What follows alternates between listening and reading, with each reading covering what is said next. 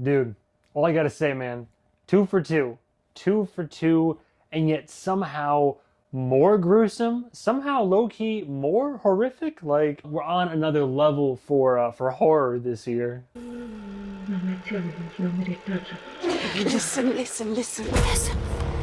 Some people believe the spirit stays in the body for months after death.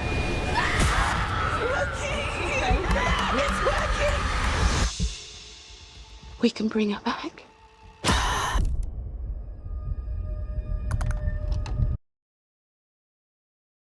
And today we have Bring Her Back. And you don't gotta tell me, I know I'm behind. I'm so behind that the merch, the A24 collab merch that I ordered, a couple shirts by the way, I'm so behind, it's already arrived. So like it's here.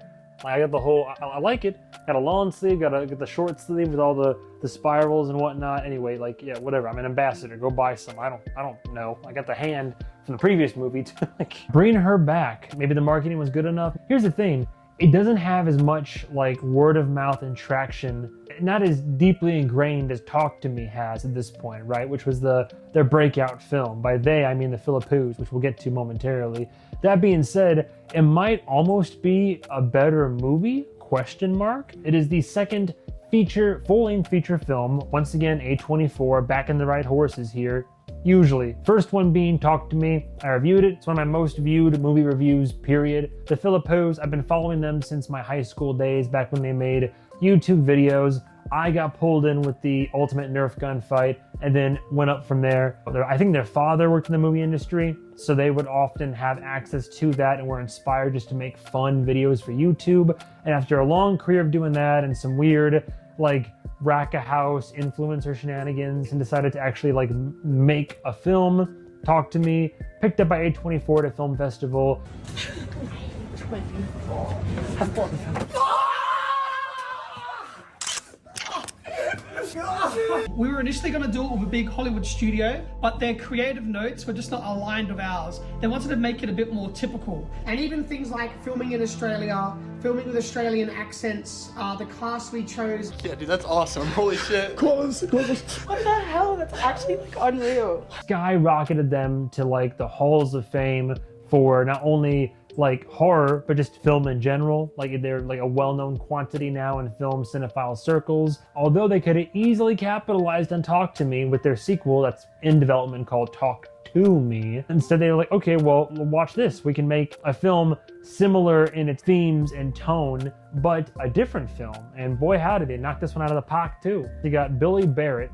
He's great. Most notable on IMDb, I believe it said, for his role in Responsible Child, but more so, a little Easter egg here, I don't know if anybody else did what I did and watched Kraven the Hunter in a theater or at all. He was young Dimitri and Kraven, so there is that. Literally a unknown, if anything, now she's known. Sarah Wong, getting ahead of myself here, but in terms of representation, loved how for a blind character, or a mostly blind character, they hired an actual blind actor. I say actor, not actress, because the word actress is nonsensical. This was her first feature ever.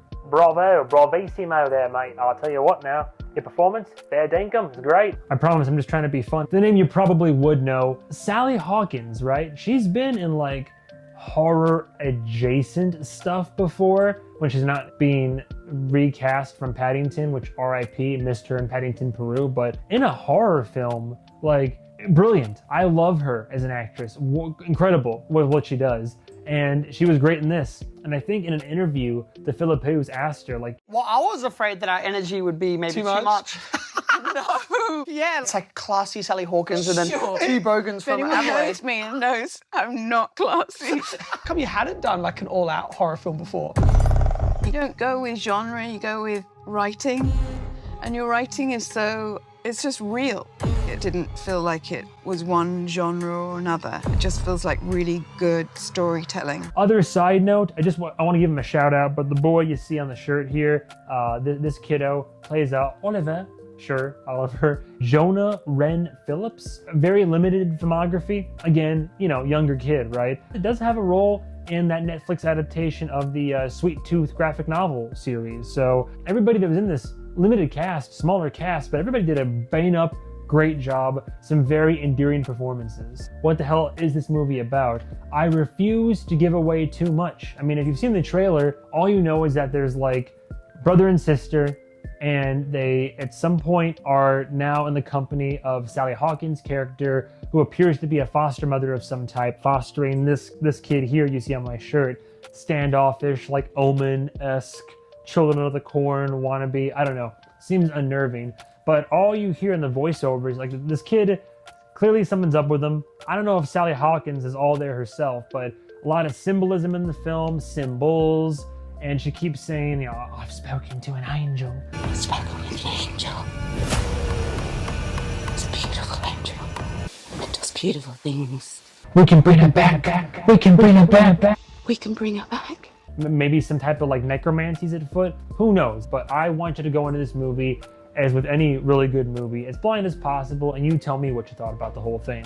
Positives first, as always, the RACKA boys, they did it again, right? I love To Talk to Me. I thought it was a great film. This film, I might even like it better. I revisited Talk to Me earlier this year, and I still love it, but I've seen Bring Her Back twice in theaters now as well, and I might like this one even a bit more. As I already said in the intro for this video, this movie is somehow maybe even more gruesome, more grisly, more horrific. Don't go into this expecting like a Saw type movie where there's just blood and gore and people dying and people getting stabbed every 2 seconds, like nothing like that. It's more the horror of the situations that our characters find themselves in, the overall permeating sense of anxiety and dread, waiting for the other shoe to drop. When these moments of intensity and gruesomeness, because there is blood and there is definitely gore and some moments that just will make you be like, oh, like even for me, I'm not a squeamish guy, and there were at least 2, if not 3 scenes in this film where I was like, like I was just literally, my eyes glued to the screen and I'm like, oh, that's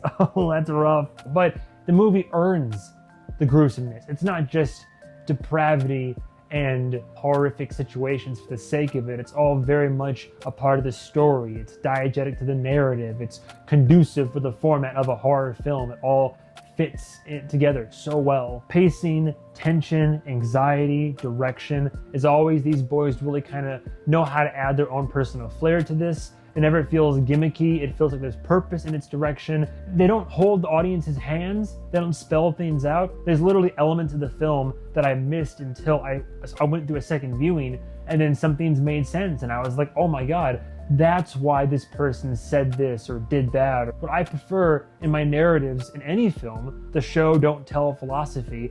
Trust your audience. If they don't figure it out, okay, but most of us did. We extrapolated, we can interpret, and we can then surmise and enjoy from there. And that's exactly what this film does. Go in blind. This movie's a ride. You have no idea, I promise you, of what direction this movie's going in. I mean, if you're not a big horror person, maybe don't see it. Otherwise, if you're similar tastes to me, you like horror film, you're down for whatever, for a good, albeit dark time, then yeah, go in blind and then watch it. Similar to its predecessor with Talk to Me, there is symbolism, allegory, metaphor for like loss and grief that translates really well. It's not just a simple like, oh, A to B, here's the script, here's the story, let's get there. There's a lot more like meaning behind what's happening. Character motivation and like how people act and how the narrative transpires ties into its own themes and is consistent in that way. I'm trying to be vague, but also give the movie its props and accolades where I can. Sound design, RACKA's, you better watch it. The sound design in this movie many times has given me heebie-jeebies. It's definitely worth rewatches. I've seen it twice. I already have my copy pre-ordered for May 24. You can pick up more upon subsequent reviewings. It's one of those greats like Hereditary or Midsommar, where if you're paying attention and you know what to look for, you are rewarded for watching it again. I love films like that. I'm not saying this film is going to be like one of the almighty greats that are stroll through the halls of Valhalla, but you get the sentiment, like that it's layered, there's purpose and intent. And if there's one thing that I love when it comes to, if you know me, if anything, I get hard as a rock for intent in direction and creation of art like this. As Anne Rice would say, let the tale seduce you, then yeah, you'll pick up what they're putting down, you know what I'm saying? The only negative thing I have, it's a bit of a trope if you want to call it anything, but it's more of a gripe for me. Big Bro, I think, in my opinion, he needed to communicate more.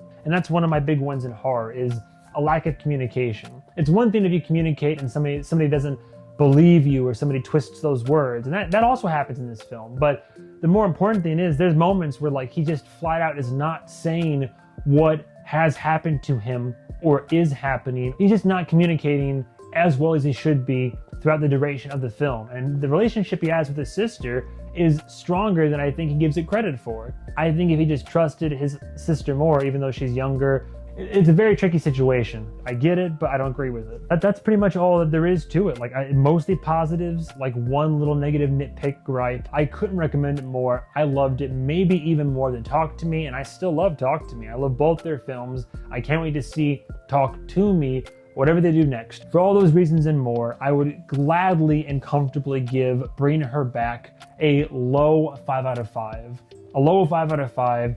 Damn near perfection in terms of what I'm looking for and enjoyment for a film, but also quality of a film. I think it accomplishes almost exactly, precisely what it sets out to do, minus my personal gripe of like a trope that I just don't like seeing in films or like horror films. That's all I gotta say about Bringing Her Back.